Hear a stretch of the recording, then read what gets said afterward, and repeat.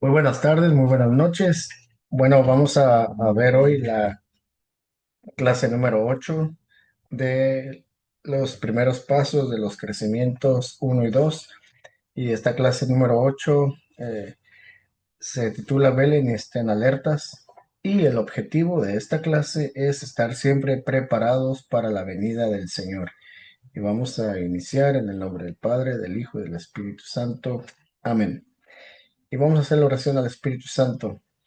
Oh Espíritu Santo, amor del Padre y del Hijo, inspírame siempre lo que debo pensar, lo que debo decir, lo que debo callar, cómo debo actuar, lo que debo hacer para gloria de Dios, bien de las almas y mi propia santificación. Espíritu Santo, dame agudeza para entender, capacidad para retener, método y facultad para aprender, sutileza para interpretar, gracia y eficacia para hablar. Dame acierto al empezar, dirección al progresar y perfección al acabar. Amén. Espíritu Santo, ilumínanos y santifícanos. Y bueno, esta clase número 8, velen y estén alertas. Como lo comentaba, el objetivo es estar siempre preparados para la venida del Señor Jesús. Y aquí pues la pregunta vendría siendo, ¿estás tú preparado para la venida del Señor? ¿Cómo te preparas para la venida del Señor? Es algo que debemos de ponernos a pensar. Muchas veces en mi experiencia en la renovación o profesionalmente, me he dado cuenta y he observado de que muchos no estamos preparados y tenemos que estar pues velando porque no sabemos el día ni la hora en que el Hijo de Dios, el Hijo del Hombre ha de venir. Y en ocasiones he escuchado, bueno, pero yo estoy joven, yo tengo una larga vida por vivir. ¿Quién te garantiza que tú vas a tener una larga vida por vivir? O también he escuchado en ocasiones, ya va a haber tiempo para arrepentirme, ya va a haber tiempo para ir a la iglesia. Pero hoy en esta clase nos va a ayudar a que debemos de estar preparados, de que debemos de estar siempre alertas. Entonces, vamos a leer la parábola de las 10 vírgenes en Mateo 25:1 y Lucas 12 del 35 al 38. Si tienen sus Biblias, les recomiendo que lo lean, lo mediten, eh, que estudiemos más la Biblia. La, el objetivo de los crecimientos es poder conocer más la palabra del Señor, es poder adentrarnos más en esos mares de la palabra del Señor y que nos vayamos enamorando poco a poco de la palabra del Señor también. Y en Mateo 25:1 nos dice que entonces el reino de los cielos será semejante a 10 vírgenes que con su lámpara en la mano salieron al encuentro del novio. 5 de ellas eran necias y 5 prudentes. Las necias, en efecto, al tomar sus lámparas, no se proveyeron de aceite. Las prudentes, en cambio, junto con sus lámparas, tomaron aceite en las alcuzas. Como el novio tardara, se adormilaron todas y se durmieron. Mas a medianoche se oyó un grito: ya está aquí el novio, salid a su encuentro. Entonces todas aquellas vírgenes se levantaron y se arreglaron sus lámparas. Y las necias dijeron a las prudentes: dadnos de vuestro aceite, que nuestras lámparas se apagan. Pero las prudentes replicaron: no, no sea que no alcance para nosotras y para vosotras. Es mejor que vayáis donde los vendedores y os lo compréis. Mientras iban a comprarlo, llegó el novio y las que estaban preparadas entraron con él al banquete de boda y se cerró la puerta. Más tarde, llegaron las otras vírgenes diciendo: Señor, Señor, ábrenos. Pero él respondió: en verdad os digo que no os conozco. Velad pues, porque no sabéis ni el día ni la hora. palabra del Señor. Te alabamos, Señor. Bueno, aquí ya vimos, tú como cuál de las 10 vírgenes eres, como las prudentes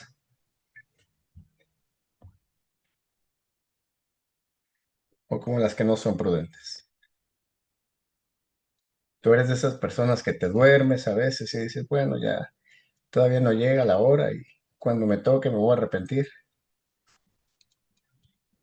Y aquí las vírgenes representan a toda la humanidad en espera de nuestro esposo Cristo, que ha venido ya para salvarnos y que viene constantemente a nuestras almas y vendrá de nuevo en el fin de los tiempos. ¿En dónde vendrá de nuevo?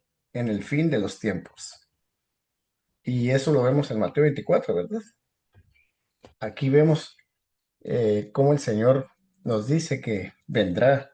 Y es algo interesante porque hoy precisamente en estos días que se viven en la humanidad, debemos de estar atentos, porque principalmente en Mateo 24, en el capítulo, en el versículo 5 nos dice, porque vendrán muchos usurpando mi nombre diciendo, yo soy el Cristo, y engañarán a muchos. Oiréis, en el capítulo 6, en el versículo 6 nos dice, y oréis también hablar de guerras y rumores de guerras. Cuidado, no os alarméis, porque eso es necesario que suceda, pero no es todavía el fin. Entonces, tenemos que tener mucho cuidado, usar mucho discernimiento con esas palabras que el Señor nos dijo y nos las dice en su santa palabra. Ahora, el Mesías prometido. En el Antiguo Testamento está lleno de las esperanzas de la llegada del Mesías. Muchas profecías lo anuncian y la vida del pueblo de Israel puede decirse que era una continua espera de ese ungido de Dios, de ese libertador que sacaría al pueblo de la esclavitud y de la servidumbre. Ese anhelo se cumple con el nacimiento de Jesús. Y puede decirse que la vida de nuestro Salvador estaba ya descrita por los profetas. En Miqueas 5:1 se anuncia que nacería en Belén y en Isaías 7:14 que su madre sería una doncella. Su pasión, muerte y resurrección están anunciadas en Isaías, el capítulo 53, versículo del 3 al 12. Y hay muchísimas otras profecías, unas 300, que se cumplieron en la vida de Jesús. Pero el pueblo judío esperaba un Mesías que instituyese un reino real, tangible y visible. Un guerrero que por medio de batallas y guerras los librase de sus enemigos. Por eso no pudieron comprender el mensaje de la liberación y amor de Jesús. Y siguen esperando a su Mesías. Mientras que nosotros los gentiles sí lo hemos recibido y sabemos que el reino de Dios, reino de verdad, paz y amor, está ya sobre nosotros. Y aquí, ¿verdad? Qué triste es esto, queridos hermanos, si nos ponemos a reflexionar. ¿Cómo es que este pueblo judío esperaba ese Mesías con un reino real? O sea, con algo que pudiesen ver a un guerrero en medio de las batallas. Y ese fue su error. No pudieron verlo. No pudieron entender ese mensaje que él traía de liberación y de amor. Y hasta hoy en día siguen esperando ese Mesías. Mientras que nosotros creemos firmemente que Él está ya sobre y con nosotros. Nosotros los católicos sabemos que uno de los lugares donde podemos irlo a contemplar, a hablar, a alabar, a estar en su presencia, es en el Santísimo Sacramento. Es aquí, en la Eucaristía también, que Él se queda con nosotros, que creemos firmemente de que Él es el Mesías prometido, de que Él es el Mesías que anunciaron todos estos profetas del Antiguo Testamento. Ahora, la segunda venida de Cristo. Además de anunciar el nacimiento de Jesús como el Mesías, el Antiguo Testamento está también lleno de profecías acerca de la segunda venida de Cristo. Por ejemplo, en Joel 3, del 1 al 5. Durante su vida pública, Jesús habló varias veces de esa segunda venida e indicó varias señales que la acompañarían. Como podemos leer en el discurso escatológico, esto es perteneciente a los últimos tiempos, de Jesús en los capítulos 24 y 25 del Evangelio de San Mateo. Él nos recomendó velar, estar preparados y alertas, pues no sabemos cuándo vendrá. Aquí nos indica que habrá premio para los que estén esperándolo. Y también nos enseña cuáles son los motivos de premio y de castigo que pueden centrarse en sus caritativos o no serlos.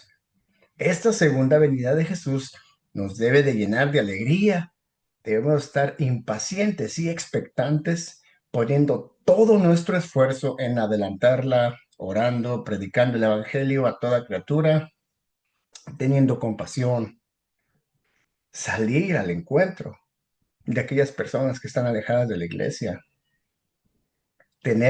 Acuérdense que nosotros como evangelizadores tenemos una gran misión y nosotros tenemos que ir al encuentro de aquellas ovejitas que se sienten tristes, que se sienten perdidas, que se sienten que han sido heridas por nosotros mismos, por las comunidades.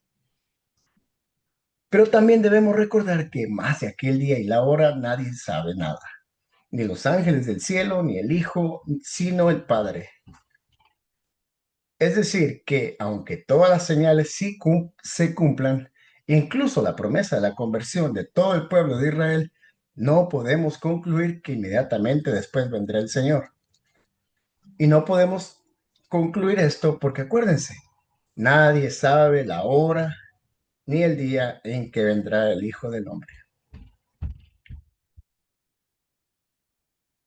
Ahora bien, la venida de Cristo para cada uno de nosotros. De lo que sí podemos estar seguros es de que Cristo vendrá a recogernos a cada uno de nosotros y llevarnos a su reino celestial. Y aquí quiero hacer un hincapié, o más bien una pregunta. ¿Alguna vez tú te has puesto a pensar si es que tú llegarás a ese reino celestial? ¿Alguna vez te has puesto a pensar si tú estás preparado para gozar de este reino celestial? Esa hora, la de nuestra muerte, puede ser en este mismo instante, en un mes, en algunos años, pero será pronto. He escuchado gente que ya tiene más de 50, 45, 50, 60, 70 años y todavía están pensando en comprar una casa nueva, en querer tener una casa más grande. Pero si supieran que lo que debemos de empezar a construir está en la otra vida, no en esta. Si no construimos nada antes de los 40 años, muy difícilmente vamos a poder construir algo después de los 40 años. Pero hay algo más importante que construir algo aquí en la tierra, y es construir obras, dar amor, construir esa casa que será para toda la eternidad, que será en el reino celestial, allá donde vive Jesús, donde habitan los ángeles, todos aquellos santos que dieron su vida por Él, por la iglesia, donde estaremos alabando y bendiciendo el nombre de Jesús día y noche. Por ese, por esa casa, en ese reino celestial, es que nos debemos de esforzar. Tenemos que estar preparados en todo momento para ese instante, ya que será definitivo y que debemos esperar sin temor ni inquietud, porque nuestra muerte será un encuentro con Jesús. Y aquí hay que volverlo a repetir, porque nuestra muerte será un encuentro con Jesús. Y aquí viene otra pregunta. Nosotros, como católicos, sabemos que la muerte es solamente el siguiente paso para la vida eterna. Es normal si algún día yo muero, ustedes mueren, algún miembro de la familia muere, es normal sentirnos tristes. Es normal llorar. Pero llorar con ese quejido de que la persona no estará con nosotros y ponerse a gritar, ponerse a hacer un escándalo, cuando ya hemos conocido del Señor, no es normal. Porque eso está hablando de que no somos aún testimonios del Cristo que hemos conocido. Tenemos que centrarnos y decir de que la muerte es ese encuentro con Jesús que esa persona ha dado. Es cierto, uno puede llorar, uno puede tener su duelo por unos días, pero tenemos que tener la certeza y la fe que si esa persona vivía en comunión con Cristo, ha salido Cristo a su encuentro. Ahora bien, además de ese momento de la muerte, Cristo viene a nuestra alma todo el tiempo, en cada instante en que estamos alertas. Viene a nosotros en cuerpo y alma en la Eucaristía, todos los días, y así lo decíamos. Ahora bien, por medio de su Espíritu, viene cuando lo llamemos en la oración, cuando estamos reunidos en su nombre, cuando hacemos un acto intenso de amor por Él, de fe o de cualquier virtud. Cada Navidad es un nuevo nacimiento y cada pasión es una nueva conciencia de su amor, como lo dice la Iglesia en su liturgia. Y aunque ya lo tengamos, si somos fieles a sus inspiraciones, cada momento podemos tenerlo de una manera nueva. Y cada venida suya debe ser una renovación de vida divina en nosotros. El Padre nos envía al Hijo y el Hijo y el Padre y el Hijo juntos nos envían al Espíritu Santo. O sea que aquí tenemos esa dicha, nosotros los católicos, tan grande, de que no sé si alguna vez se han puesto a pensar, pero imaginémonos o contemplémonos esto por un momento. Dios Padre nos envía a su único Hijo. Imaginémonos que tenemos a un solo Hijo y que queremos dar ese Hijo para sacrificio de todas aquellas personas que no creen en Dios,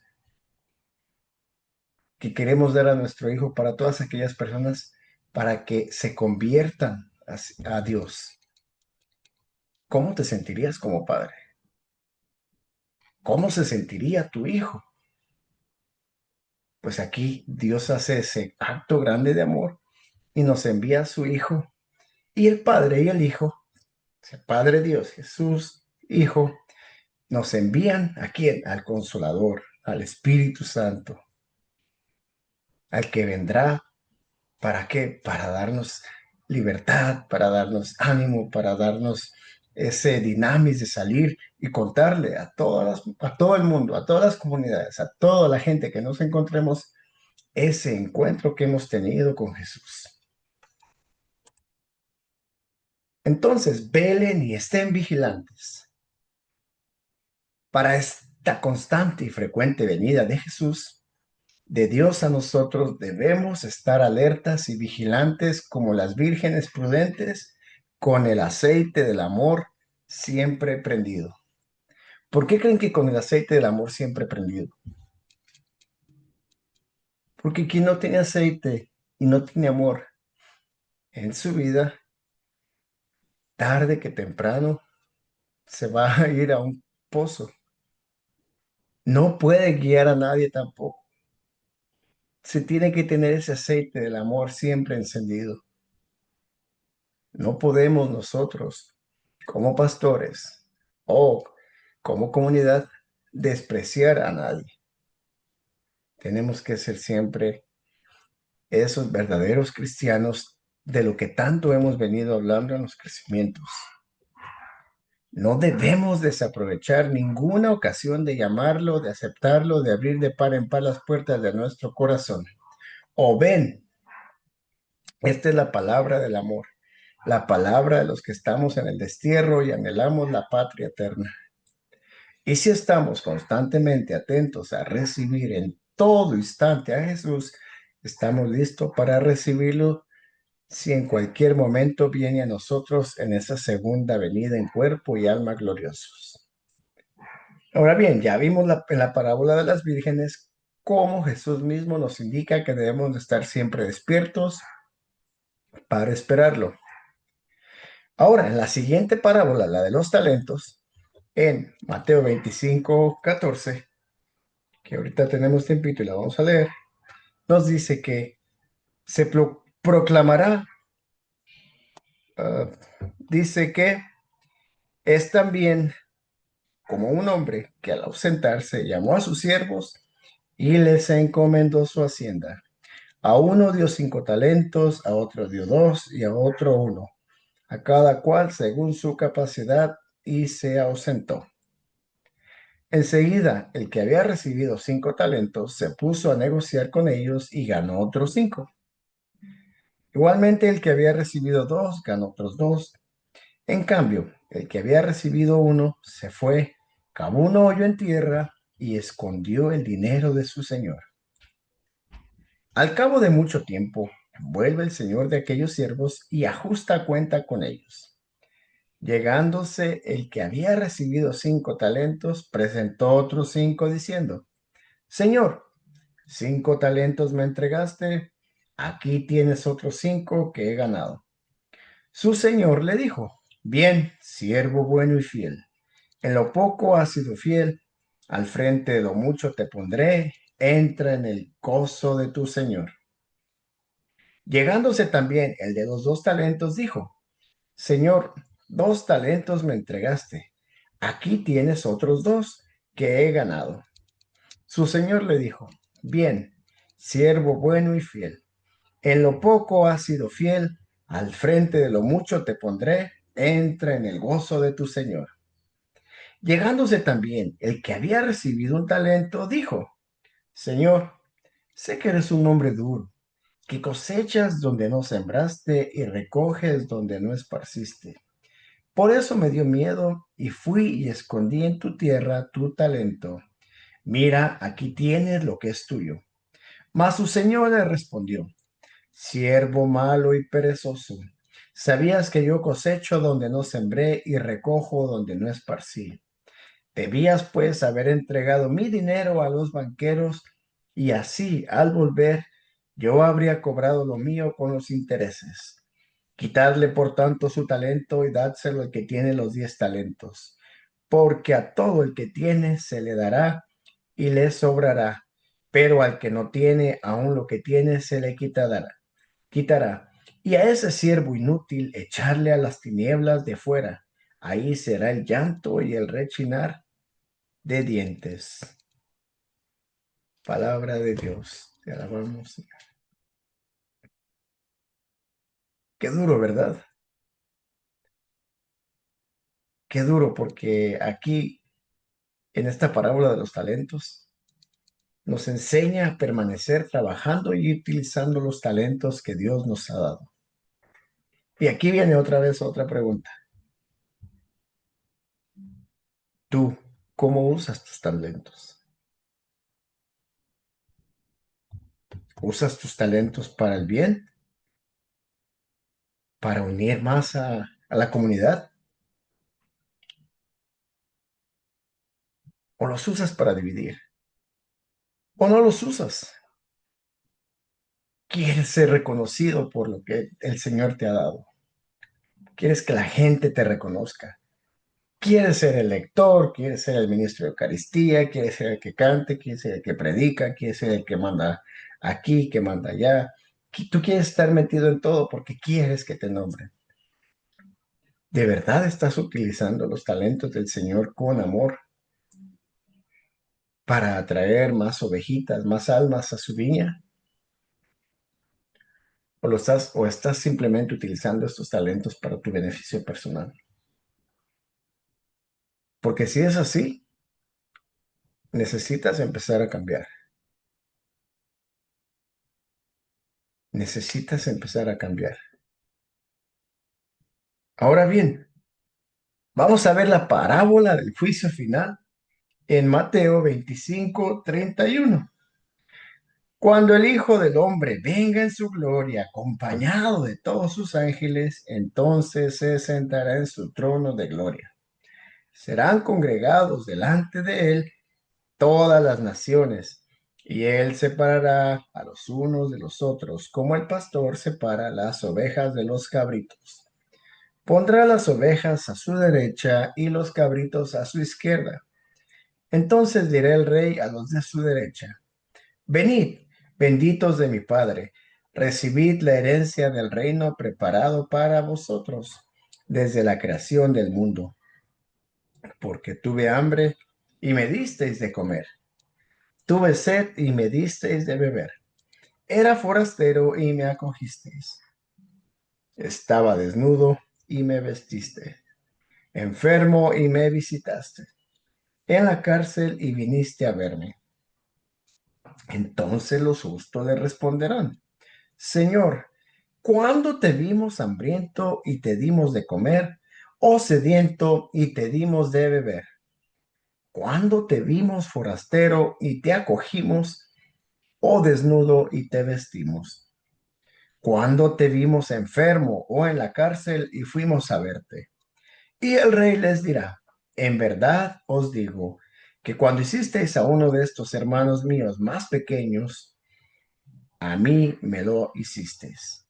Entonces dirá también a los de su izquierda: Apartaos de mí, malditos, al fuego eterno preparado para el diablo y sus ángeles, porque tuve hambre y no me diste de comer, tuve sed y no me diste de beber, era forastero y no me acogistes, estaba desnudo y no me vestistes, enfermo y en la cárcel y no me visitastes. Entonces dirán también estos: Señor, ¿cuándo te vimos hambriento, sediento, o forastero, o desnudo, o enfermo, o en la cárcel, y no te asistimos? Y él entonces le responderá: En verdad les digo que cuanto dejaste de hacer con uno de mis más pequeños, también conmigo dejaste de hacerlo. E irán estos a un castigo eterno, y los justos a una vida eterna. Palabra del Señor. Gloria a ti, Señor Jesús. Aquí en esta parábola del juicio final nos aclara entre quiénes debemos trabajar. ¿Entre quiénes debemos trabajar? En mi misión de ayudar a los enfermos, he observado también que a veces fallamos en esta misión. Tenemos siempre que visitar al enfermo, a las viudas, a las personas que están en las cárceles. Tenemos que acoger a todas aquellas personas que sufren, darles tiempo, salir a su encuentro, invitarles a un café, un desayuno, preguntarles cómo estás, cómo has sido, por qué no has venido al grupo, por qué no has venido a la iglesia, por qué no has asistido a los crecimientos, qué podemos hacer por ti. Ahí es donde estamos demostrando que estamos trabajando para el Señor, porque es precisamente aquí en Mateo 25:31 que Jesús nos dice a quién o entre quiénes debemos trabajar. Me he encontrado en ciertas situaciones, en ciertos lugares, gente que se le ha olvidado esto, que no tiene compasión, que no tiene amor por las demás personas. Y es aquí donde tocaría volver a repetir esta parábola. Porque aquí no lo dice el Señor. Lo que hagamos por nuestro prójimo es como hacérselo a Él mismo. Y los que dejemos de hacer por los que dejemos de hacer todo esto por nuestros hermanos es como dejarlo de hacer por Jesús, o sea, por Él. Y aquí comprendamos, según lo anterior, que nuestra actitud de espera del Señor debe estar llena de estas tres. Número uno, estar despiertos. Número dos, estar trabajando para el Señor. Y número tres, en favor de nuestro prójimo. ¿Por qué en favor de nuestro prójimo? No a favor de nuestro bien común. No que diga, perdón, no a favor de nuestro bien personal, sino a favor de nuestro prójimo, de el bien común, de la comunidad, no de mi bien, sino de los demás, de esos prójimos que tal vez están olvidados, de esos prójimos que tal vez viven tristes, que no tienen familia también, que tal vez lo han dejado todo, están aquí sin nadie. Darle una llamadita por teléfono, ¿cómo estás, hermano, hermana?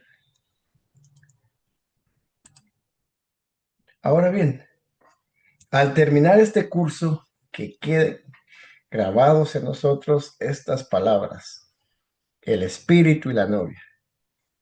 O sea que la iglesia es la esposa de Cristo, o bien nuestras almas, esposas de Cristo, y que nosotros decimos, y el que oiga, diga, ven, y el que tenga sed, que se acerque, y el que quiera, reciba gratuitamente agua de vida. Entonces, acerquémonos a Cristo y recibamos esa agua de vida que se nos ofrece gratuitamente y siempre digamos Maranata, o sea, ven, el Señor viene, ven Señor Jesús, venga a nosotros tu reino. Amén. En el nombre del Padre, del Hijo, del Espíritu Santo. Amén.